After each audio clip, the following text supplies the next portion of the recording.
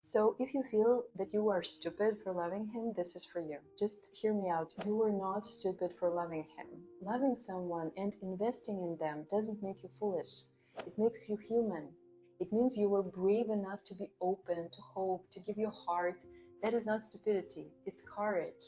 What happened doesn't reflect your worth or your intelligence. It's nothing to do with you. It's a reflection of his inability or unwillingness to choose you in the way you deserved. You did the best you could with information, feelings, dreams you had at the time. That's not stupid. It's simply part of being alive. And you're also learning. Hello, I'm Dr. Alena.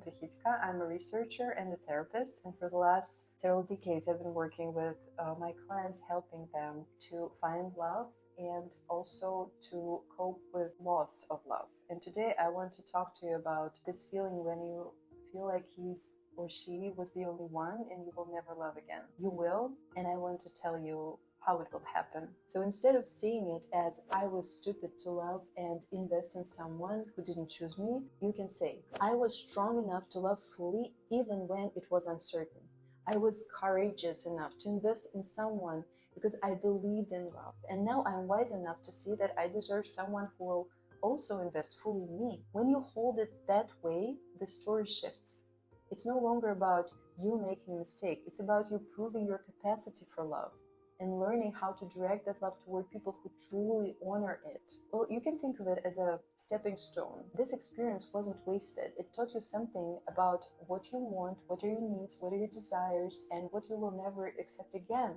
It's about your boundaries. So I created a short affirmation that you can use when these thoughts, I was stupid for loving him, come up. Relationships, like everything else in our lives, are influenced by the flow of reality and balance of forces. When you wanted this man to choose you, you gave the situation excess importance. That excess importance creates balancing forces that often push the outcome away from what you desire, because reality seeks equilibrium. So the fact that you loved him, invested in him, and he did not choose you is not because you were not enough or because you made a mistake.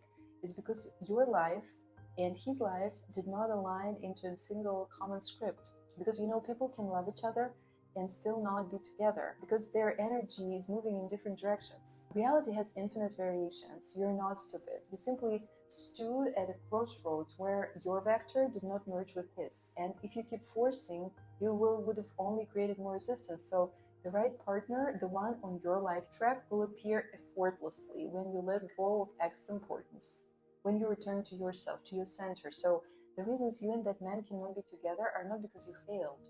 It's because his script is moving differently than yours. Forces moved him away to dissolve the excess importance you unconsciously placed, and reality is steering you towards a more harmonious lifeline, someone who actually matches your vibration. So from this perspective, you were never in control of making him choose you. You were only in control of your own energy, your own state, and your ability to release importance of life could open new doors. You did not lose anything. You simply shifted to a different life track, and on that track, someone aligned with you, with your destiny, will appear. Let's go deeper into releasing importance in romantic relationships. So when you fall in love or deeply want a particular person, it's natural to start creating excess importance. You think, this person is my chance for happiness. If they don't choose me, I lose.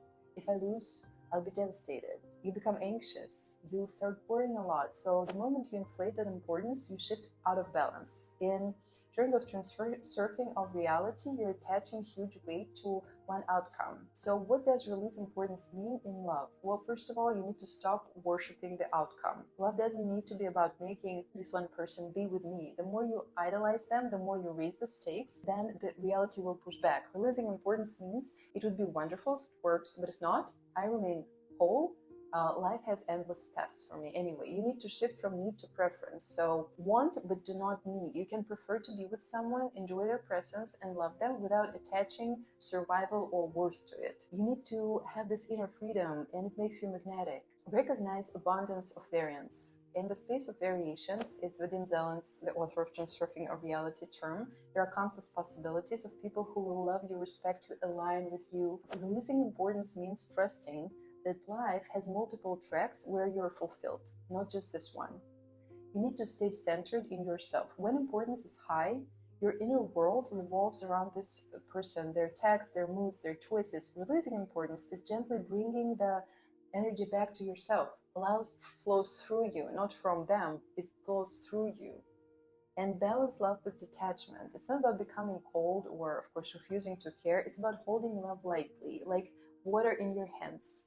And if you master this in romance, the paradox happens. The less desperately you need someone, the freer and more radiant your energy becomes. And that naturally attracts another person. If the person is right for your life track, they'll flow toward you without any force. If they're not, life will shift you towards someone who fits much better. Whenever you notice your mind saying, I need him, her, softly replace it with, I prefer this, but I don't need it. My life is rich with other paths that I have. Repeat until your body feels lighter.